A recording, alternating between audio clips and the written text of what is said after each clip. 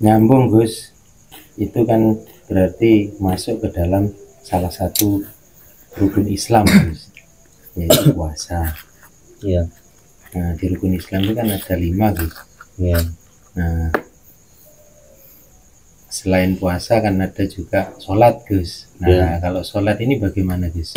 Sholat secara syariat kan sudah jelas itu sebenarnya. Ya. Kemudian secara torekoh bagaimana, secara hakikat bagaimana? Betulnya berangkatnya dari syahadat dulu Mas. Syahadat dulu ya, syahadat dulu Gus. Kalau syahadatnya benar, keempat rukun ini akan benar. Kalau syahadatnya ini salah, keempat rukun ini salah.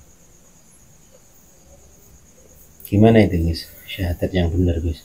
Syahadat itu kan dalam bahasa lughotnya itu kan persaksian. Nah, persaksian ini ada 2 syarat.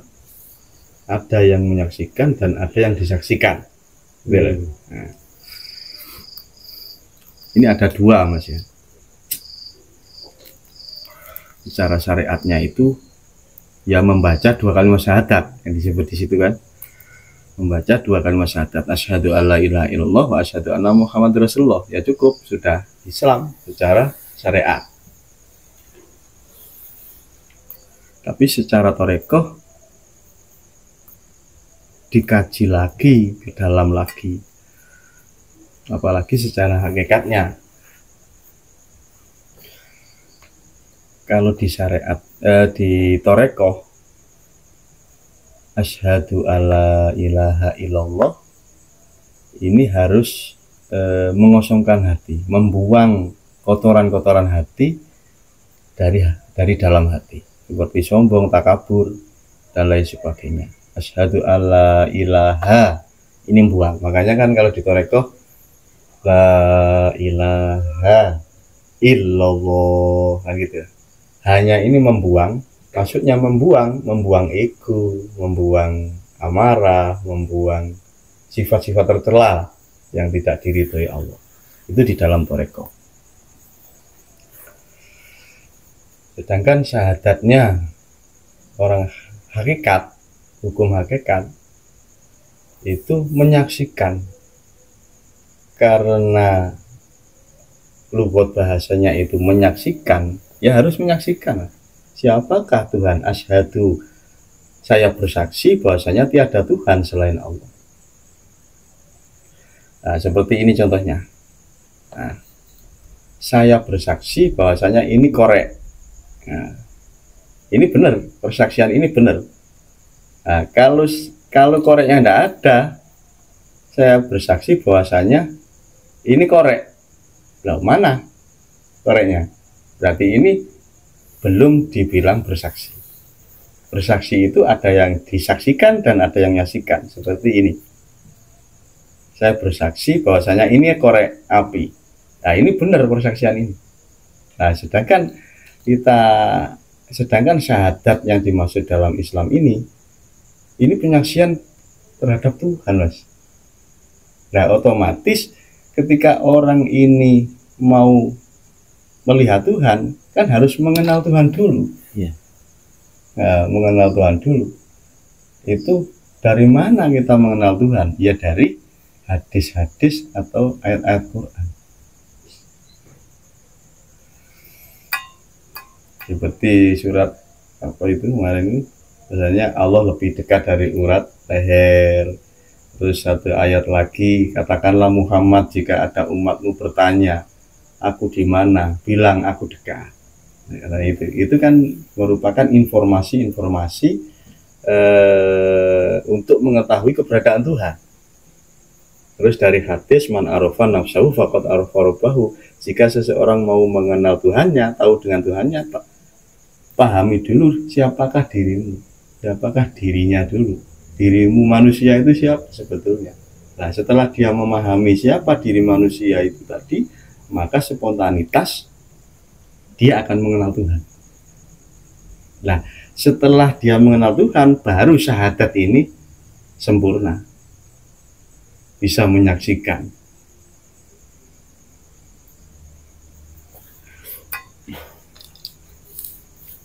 Nah, wujudnya Tuhan itu seperti apa? Nah, itu penyaksiannya. Nah, itu tidak bisa dijelaskan dengan kalimat atau kata-kata. Harus diterapkan, dirasakan, baru akan tahu seseorang itu mana wujud Tuhan yang sebenarnya. Informasinya ya dari ayat-ayat Quran dan hadis itu tadi. Tuhan itu lebih dekat dari ular leher. Ya kita cari dengan rasa. Di mana sih letak Tuhan itu? Kita berguru pada ulama-ulama, bertanya. Nah, akhirnya bisa mencapai syahadat yang benar itu tadi. Nah, ketika syahadatnya ini benar, bahwasanya siapakah yang bersaksi dan siapakah yang menyaksikan ini. Ketika sudah mencapai proses ketunggalan, yang disaksikan dan yang menyaksikan ini satu, sudah mencapai ke situ, baru syahadat ini benar, mutlak benar. Nah, akhirnya sholatnya merawat atau menjaga, mengoneksikan rasanya terhadap Tuhan itu tadi, melanggengkan mi'raj ini tadi, persambungan antara rohaniyah dengan sumber kehidupan itu tadi. Maksudnya hatinya selalu sadar bahwasanya semua ini aktivitas Tuhan, gitu loh. Nah, setelah dia tahu dengan Tuhan, otomatis kan keyakinannya semua ini hanya Tuhan yang bisa menjalankan semuanya. Tanpa Tuhan tidak ada. Nah, inilah sholat secara hakikat yang dimaksud.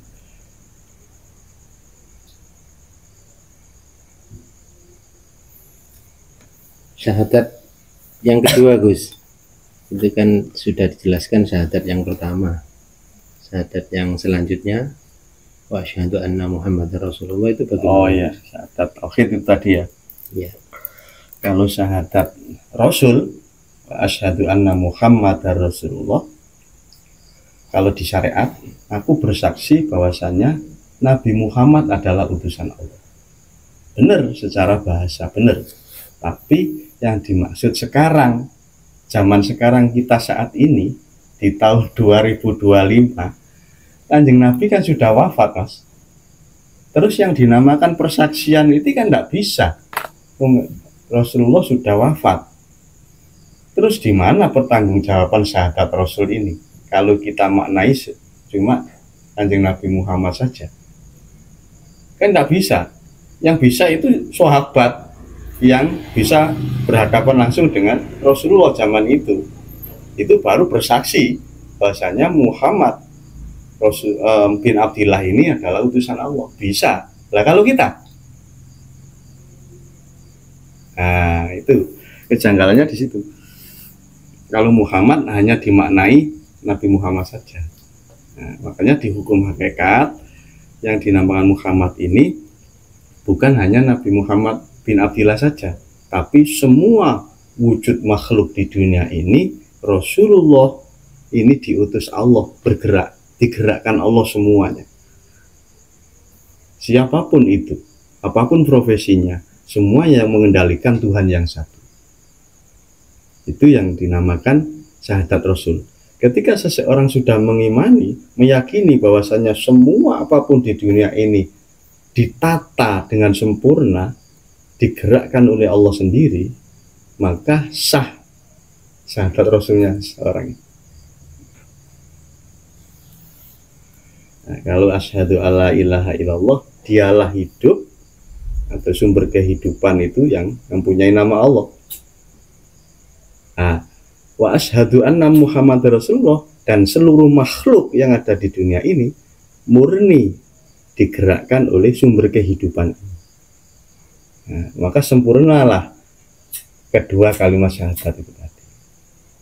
Nah, jika seseorang sudah bersyahadat secara hakikat, dia tidak akan mudah untuk menyalahkan orang lain, tidak mudah untuk dendam, tidak mudah untuk, karena hatinya sudah yakin semuanya adalah Allah yang mengendaki seperti itu. Dan antar sesama makhluk diwajibkan hanya saling menyampaikan, saling mengingatkan dalam hal kebaikan. Kan gitu ayatnya. Amal ma'ruf nahi mungkar, kalau ada saudara kita yang salah, kita ingatkan secara rahmatan lil alamin.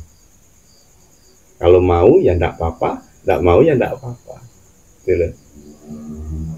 Nah, akhirnya berjalan ini, berjalan terus, berantai terus. Kalau syahadatnya sudah ketemu, ini berantai sudah, berjalan syahadatnya. Kalau syahadatnya tidak ketemu, waduh amburadul masalah ini. Makanya pulang haji malah jadi bantar togel. Gitu. Kan banyak itu. Nah, ini sudah tercakup 4 rukun Islam lah. Iya. Tadi mulai syahadat, kemudian sholat sudah disinggung sama Gus, kemudian zakat juga sudah, kemudian puasa sudah dari awal tadi. Yang terakhir Gus, haji. Haji ini di situ kan kewajibannya bersyarat Gus. Iya. Hanya bagi yang mampu. Nah, kalau Iya. secara hakikat ini bagaimana Gus? Secara hakikat haji itu kan bertemu terhadap Allah itu. Sempurnanya syahadat itu sebetulnya yang dimaksud haji. Pertemuan, makanya kan haji itu mendatangi undangan Allah kan gitu. Nah, berarti secara otomatis seseorang yang diundang ini wajib untuk bertemu dengan yang mengundangi kan gitu. Nah, siapa yang mengundangi Allah? Nah, terus kita berhaji, kita mudah sama Allah kan gitu.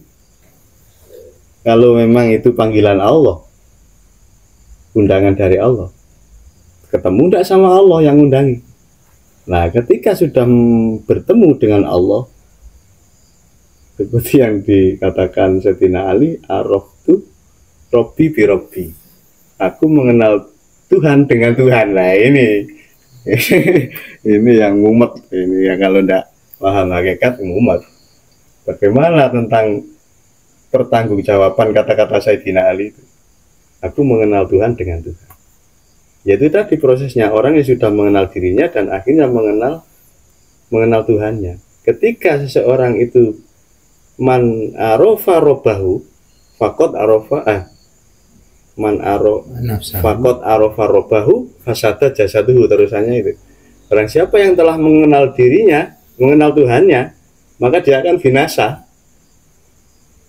Maksudnya binasa ini, dia tidak akan mengakui apapun di dunia ini di dalam rasa hatinya. Tapi yang diakui adalah semua ini adalah kehendak Allah.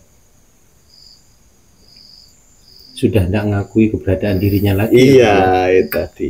Yang ada hanya tunggal. Semuanya digerakkan Tuhan.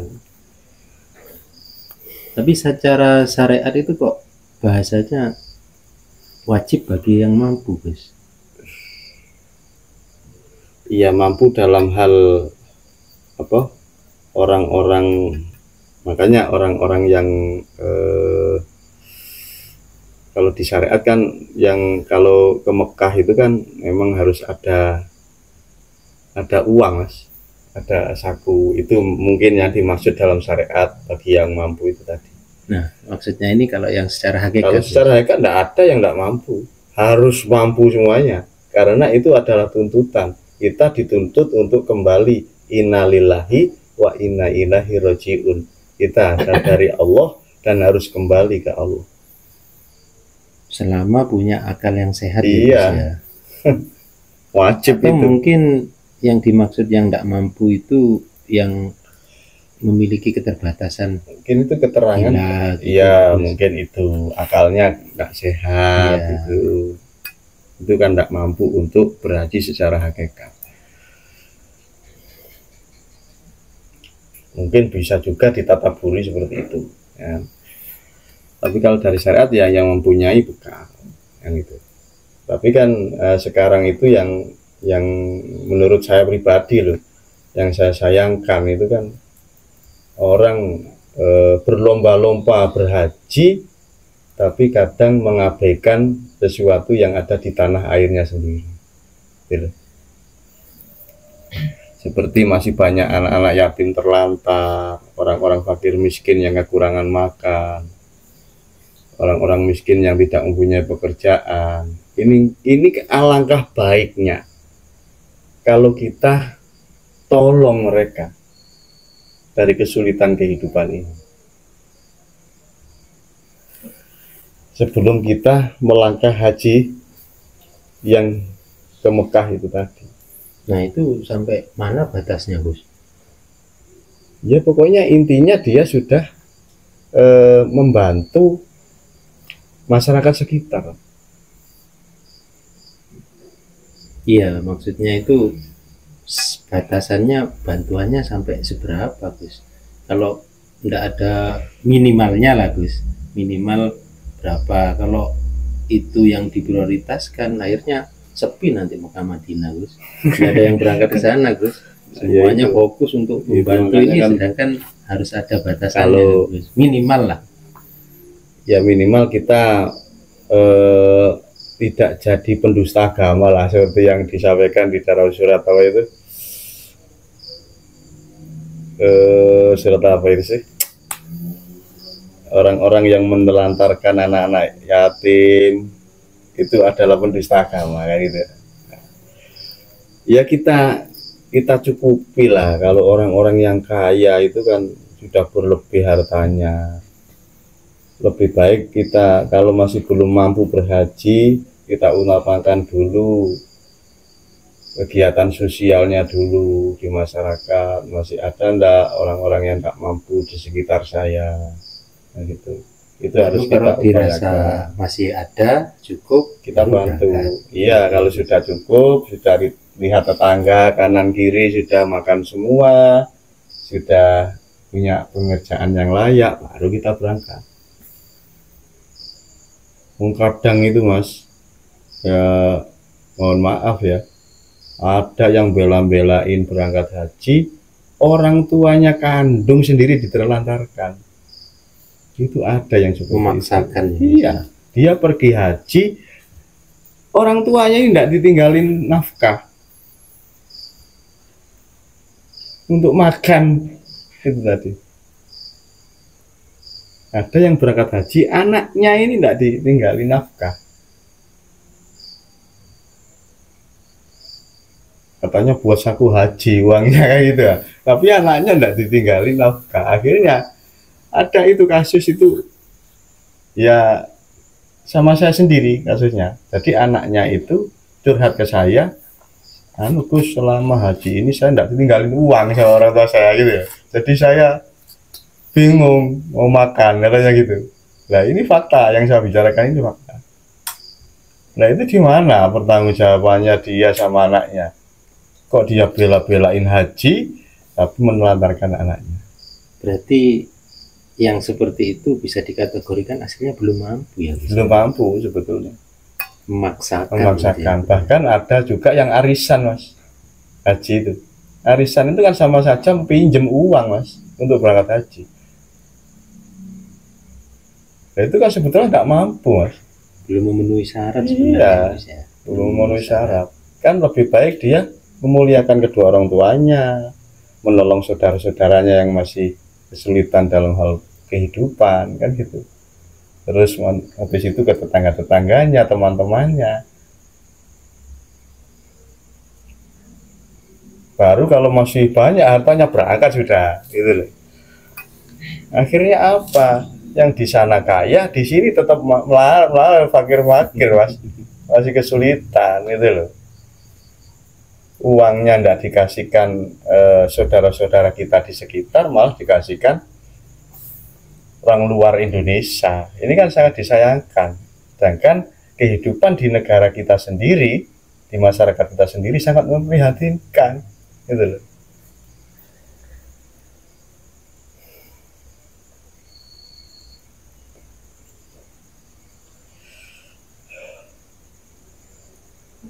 Ya akhirnya ya itu tadi.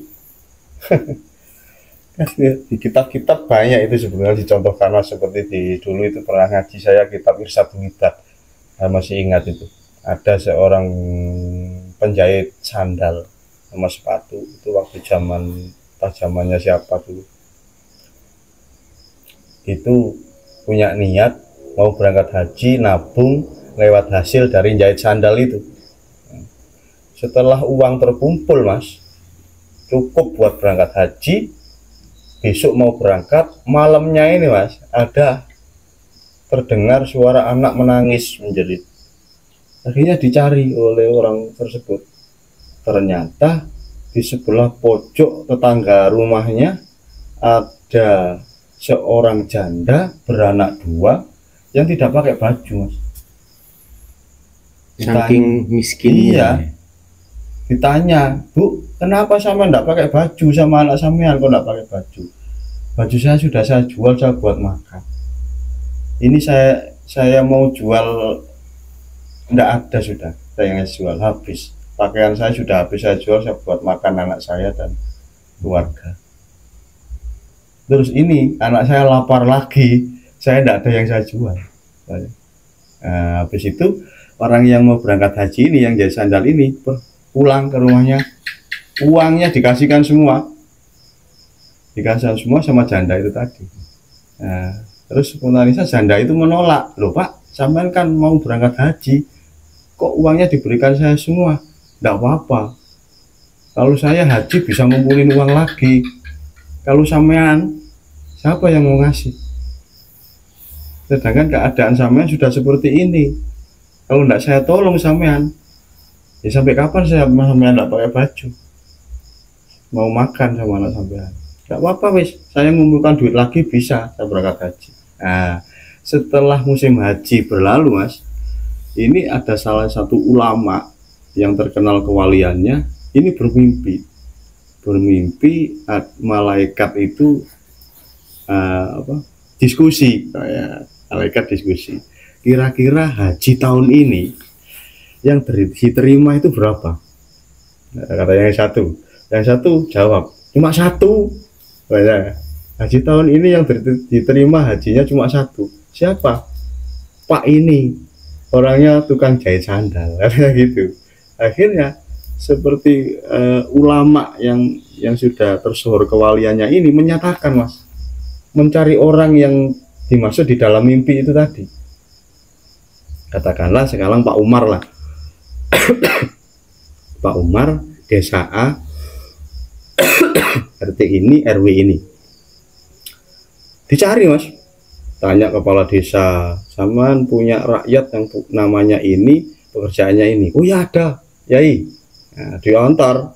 Nah, ternyata beliaunya itu rumahnya itu sederhana sekali. Dari gabut-gabut itu, rumahnya itu cuma dari bambu-bambu itu. Ternyata ya bingung dia, kedatangan seorang ulama besar gitu. Mau apa? Yai, masuk Yai. Ada apa Yai kok sampean datang ke rumah saya ini? Saya kayak kedatangan tamu agung Yai. Lalu saya tidak punya apa-apa ini Yai. Oh enggak usah, saya cuma ingin tanya,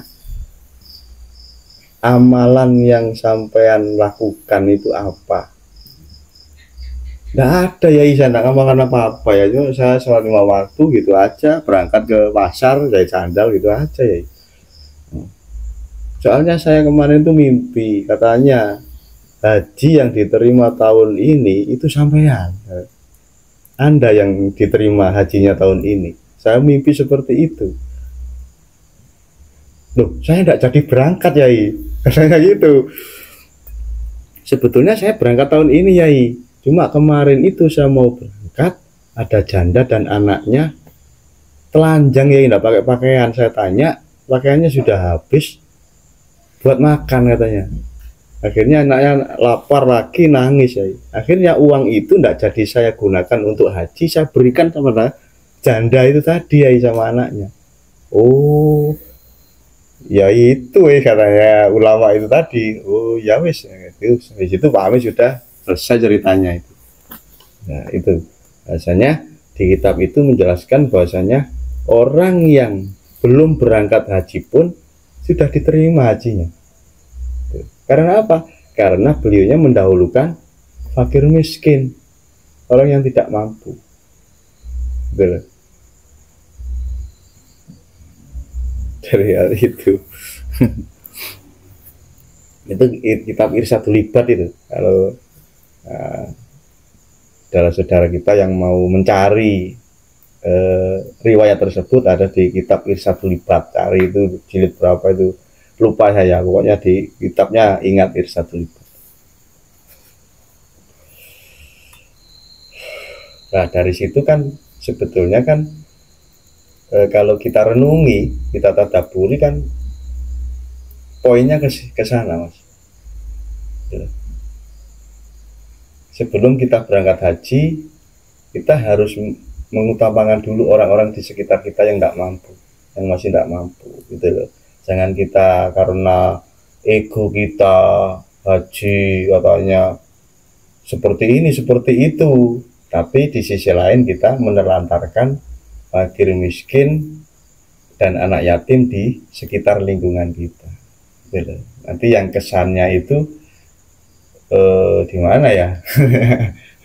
Berarti dia lebih mementingkan hajinya ke Mekah daripada membantu tetangga yang terlantar. Kesannya kan seperti itu. Nah itu kan mana hablum minannasnya kan ditinggal, Mas.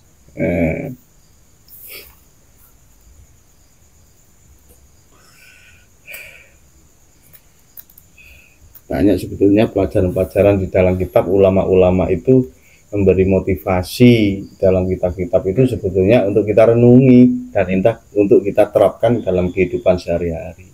Dan saya yakin pengalaman dari ulama-ulama itu juga hasil dari praktek, dia mempraktekkan isi dari Al-Quran itu tadi, gitu loh.